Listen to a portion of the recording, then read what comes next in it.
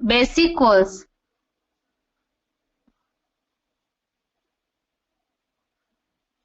Basic course में कल बात चल रही थी परम पिता के भगवान के दिव्य कर्तव्यों की। शास्त्रों में भी ये माना जाता है, ये उल्लेख है कि भगवान के 3 कर्तव्य है, रचना अर्थात स्थापना, पालना और विनाश।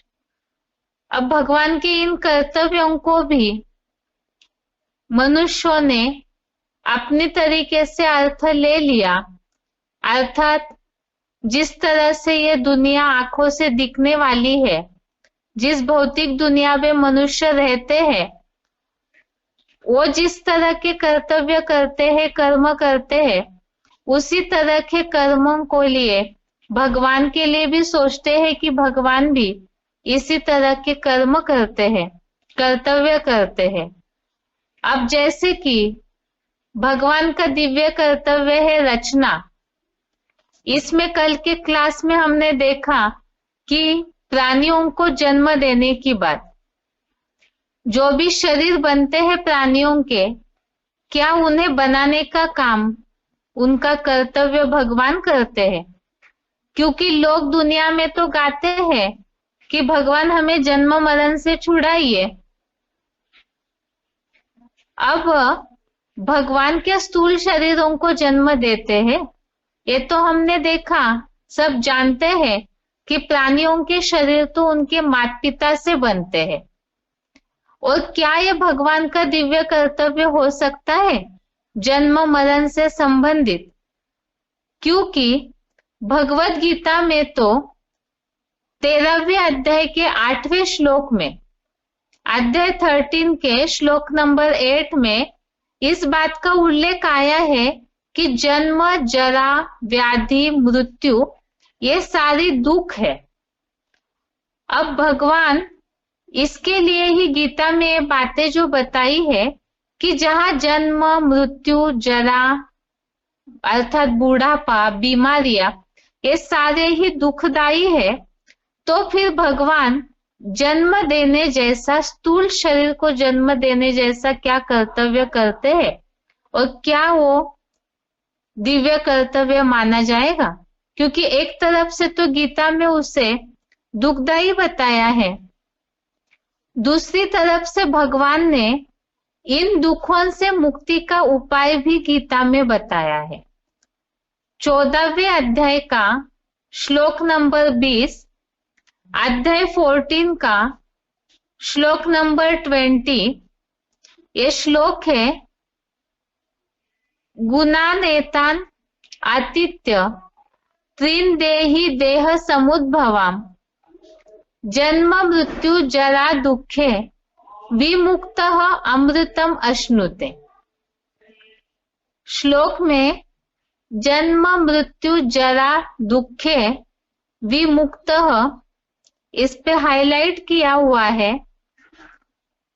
यहाँ बात चल रही है कि मनुष्य समझते हैं भगवान स्थूल शरीर को जन्म देते हैं, किसी के बच्चे नहीं होते हैं तो लोग मंदिर में जाके याचना करते हैं। वास्तव में जन्म से ही दुखों की शुरुआत होती है मनुष्यों की, और ऐसे जन्म, बूढ़ापा, मृत्यु, इन सब से मुक्ति का उपाय ही भगवत गीता में इस 14वें अध्याय के 20वें श्लोक में बताया है कि आत्मा देह से पैदा होने वाले इन 3 गुणों को पार करके, अर्थात जन्म, मृत्यु, बूढ़ापा आदि दुखों से अच्छी तरह मुक्त हुआ अमर पद को भोगता है। अर्थात गीता में इन 3 गुणों से पार होकर किस तरह से जन्म, मृत्यु, बूढ़ापे के दुख से मुक्त हो सकते हैं, उसके बारे में भगवान ने कैसे कर्म करना है, उसकी मुक्ति का रास्ता बताया है। तो फिर भगवान ये जन्म मरण के बंधन में डालने जैसा दुखदायी कर्तव्य कैसे कर सकते हैं? भगवान की महिमा तो बहुत ऊंच है, भगवान के कर्तव्य भगवान को इसीलिए माना जाता है कि वो सुखदायी है, उनके कर्तव्य महिमा योग्य है, तो फिर भगवान दुख देने जैसे कर्तव्य कैसे कर सकते हैं?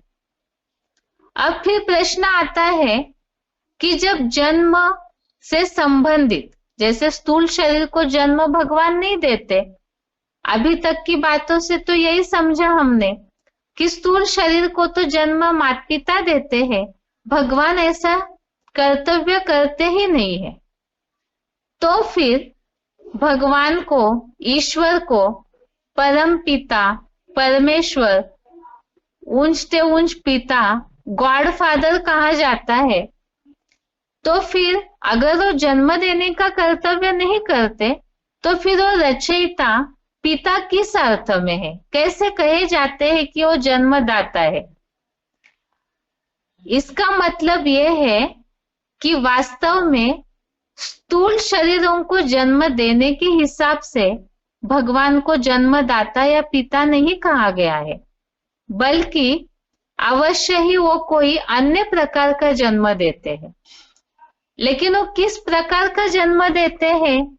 आखिर वो क्या रचते हैं?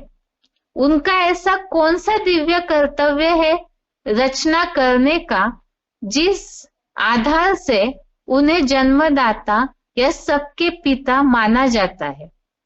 उसे तो आगे के कोर्स में देखेंगे। फिलहाल तो यहाँ बात चल रही है भगवान के कर्तव्यों को लेकर के मनुष्यों ने किस तरह गलत अर्थ उठाए हैं। अब आगे है कि क्या भगवान ने प्रकृति को रचा है? अब ये बात तो हमने समझ ली कि मनुष्य मात्र का या कोई भी अन्य प्राणी मात्रों के स्थूल शरीरों की रचना का कर्तव्य भगवान के कर्तव्य में नहीं आता है। उनके माता पिता के द्वारा उनका जन्म होता है। अब फिर बात रही इस सृष्टि में जो प्रकृति है, उसमें सूरज, चांद, सितारे, नदी, पेड़ पौधे, आसमान, जितनी भी सारी शक्तियां है प्रकृति की, प्रकृति के जो तत्व है, जो कुछ भी इन आंखों से भौतिक दुनिया दिखाई देती है, नेचर जिसे कहते हैं, तो क्या ये सब भगवान ने रचा है? क्या भगवान ने इस यूनिवर्स को क्रिएट किया है, रचा है?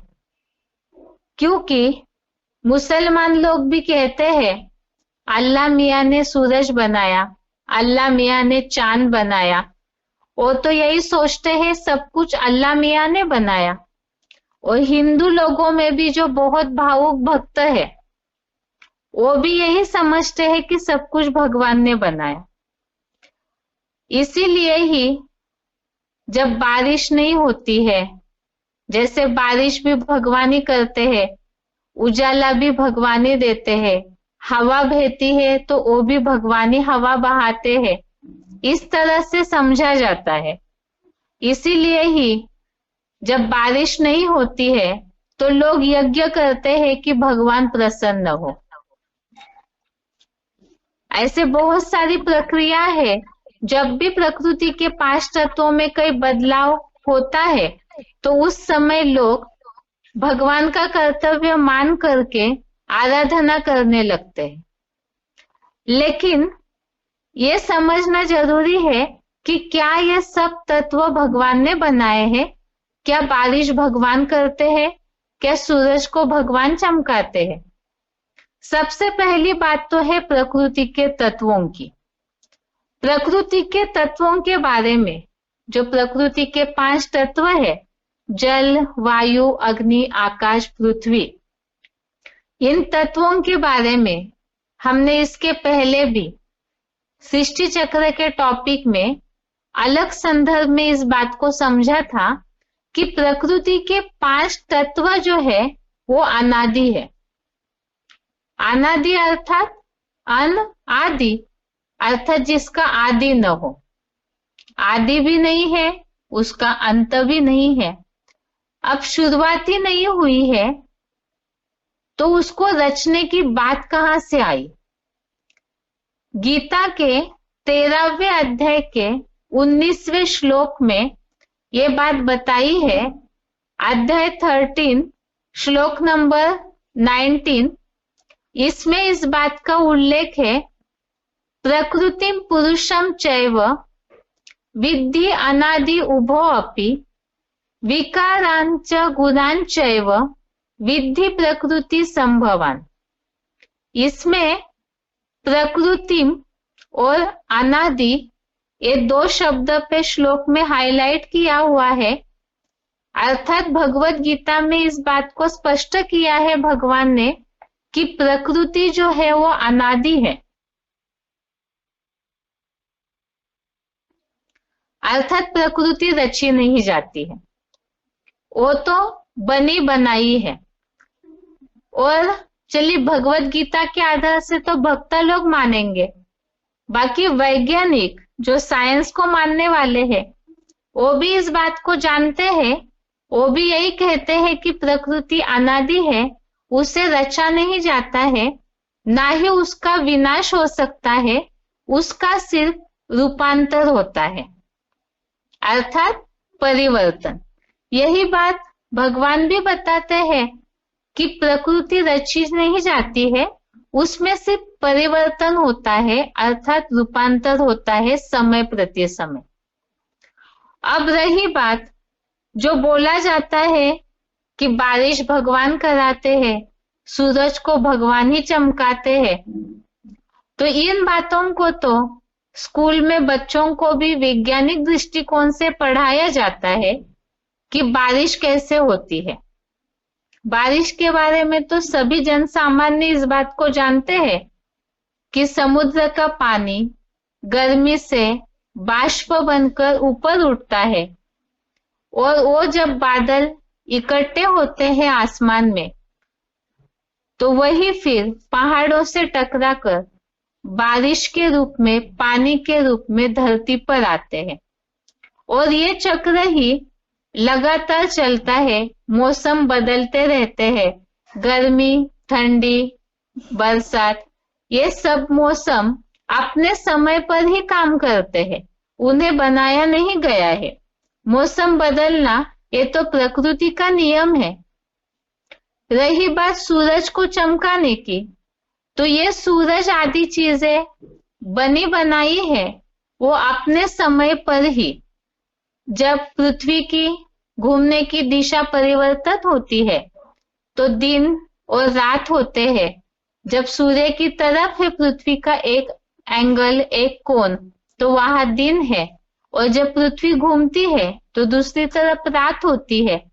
तो ये बातें तो बच्चों को पढ़ाई जाती है कि ये सब प्रकृति के कार्य जो है वो अपने आप ही चलते हैं। तो फिर इसमें भगवान का कोई पार्ट कहां से आया कि ये कोई भगवान का कर्तव्य है। आगे रही बात कि ये जो शक्तियां है प्रकृति की, वास्तव में ये प्रकृति की शक्तियां भी भगवान के कर्तव्य नहीं है। प्रकृति की शक्तियों को या प्रकृति के कार्यों को भगवान के कर्तव्य मानना ये वास्तव में अज्ञानता है। क्यों? क्योंकि प्रकृति की शक्तियां अर्थात क्या, जैसे 5 तत्व है उनसे ही जुड़ी हुई प्रकृति की शक्तियां है।